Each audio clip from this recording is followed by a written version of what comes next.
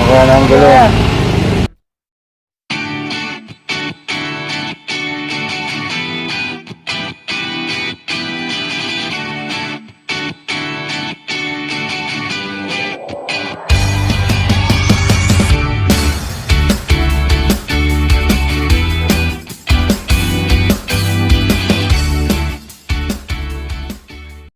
O yeah, kamusta kayo mga kapilan? So for this video, mag-feature tayo nitong CNC 50mm carbon wheel set. Magkakaroon tayo ng review, installation, at saka road test. So samahan niyo ako.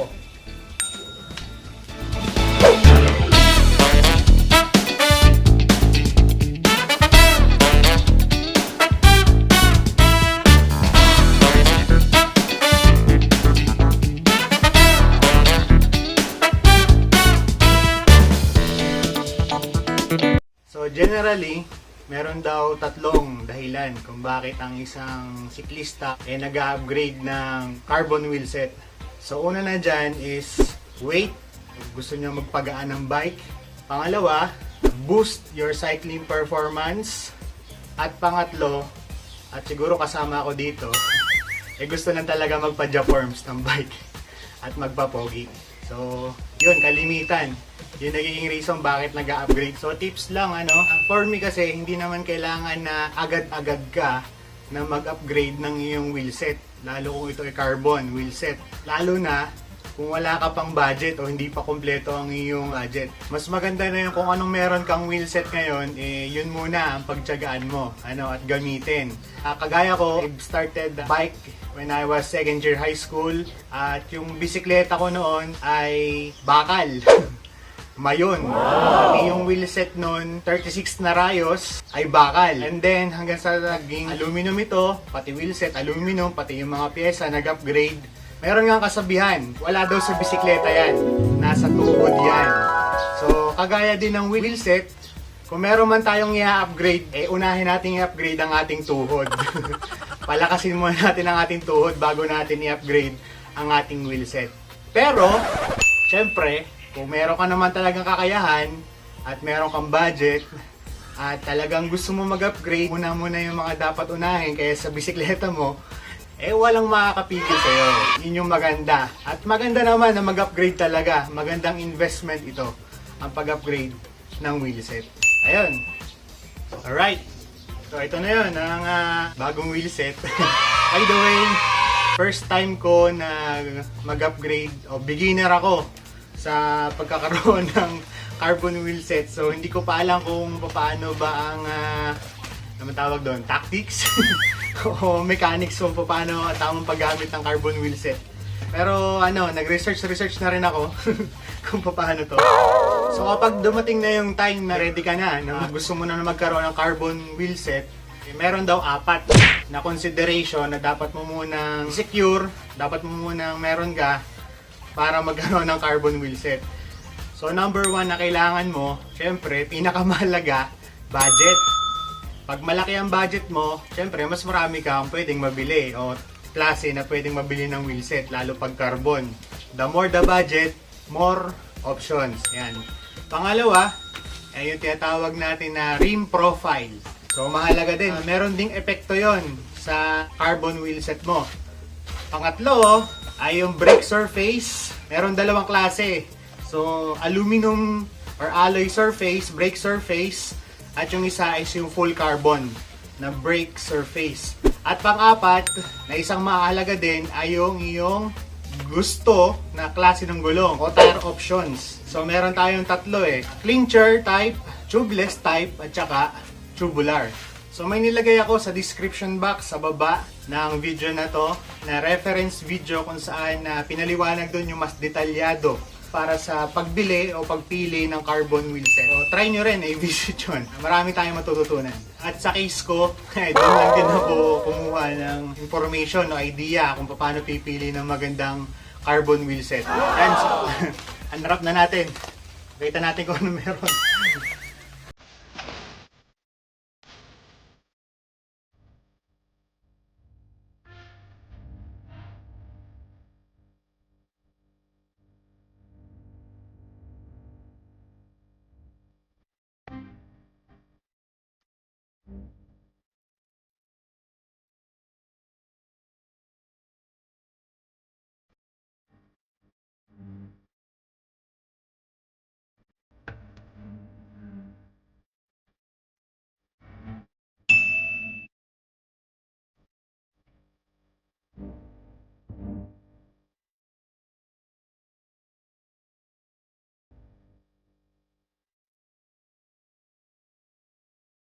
So ito yung nabili ko na CNC 50mm Aero Wheels Carbonation Cycling. So bakit ba CNC yung nabili ko?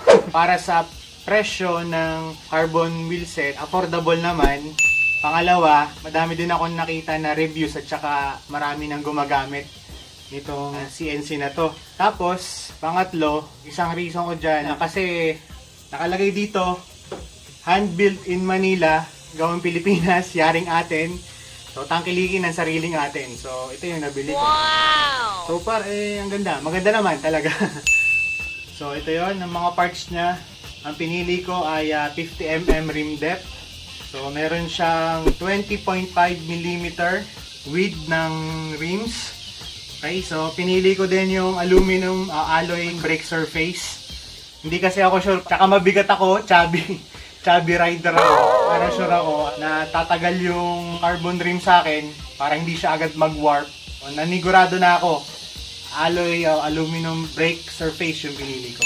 Ito yung hubs niya, Novatec hubs. Meron silang bladed spokes, aero spokes, 20 yung bilang dito sa unahan, 24 naman dito sa likod. Hindi ko lang alam kung ilang poles to, pero mukhang marami eh. Maingay eh. Yan, tunog mayaman. Okay. Maganda ng tunog ah. Ano ba yung makakasama pa niya? Yan, mayroong rim tape. Yan, carbonation, cycling, quick release skewers. Ito, importante. Marami nakakalimot sa ganito. Yung spring. Mahalaga to. Kailangan meron ganito yung skewers mo. Ito, valve extender. O, extension. Ito yun. Tapos may kasama siyang free na yan, spacer. Pwede magamit sa 10 speed, 8 speed, 9 speed. Okay. So, meron siyang kasamang decals, sticker, yan, Carbonation Cycling, tapos dito sa baba, hand-built in Manila. And then, by the way, itong mga blades na to, yung rayos na to, ang maganda sa kanila, before nila ito isend sa'yo, nag-send muna sila nung tinatawag nila na tensioning chart. So, maganda yun kasi itong wheelset na to, as in sasakyan mo na, hindi na mawawala sa tono yung mga rayos mo. At para makita mo din yung equal loading ng weight sa bawat rayos. So kung papansinin mo talagang medyo matigas eh. Alam mo na hindi siya agad mamimisalign. Nagulat nga ako meron palang ganun. Pero ang carbonation cycling is nagbibigay sila ng ganun para makita rin natin. Assured tayo talagang maganda yung pagkakagawa.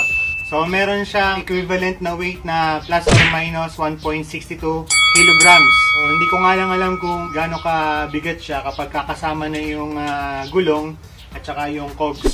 So para sa full specification ng wheelset na to, ilalagay ko sa description box. I-contact nyo na lang sila, okay? Carbonation Cycling sa may Pasig. Okay, sige. Assemble na natin. So para sa ating cogs, yung cogs ko, yan, one time ko lang nagamit. Shimano R800 cogs, 11 speed. 11 teeth at saka 30 teeth yung pinakamalaki. Para sa gulong, Continental Ultra Sport 3. Yan. Ang sukat niya 700 by 23C. So 23C yung pinili ko kasi sanay na ako doon. Feeling ko kasi pag 25C mas mabigat. Ewan ko, mas sanay ako sa 23C. Kaya naman ng bigat ko kahit chubby rider ako. Sige, buhay na natin.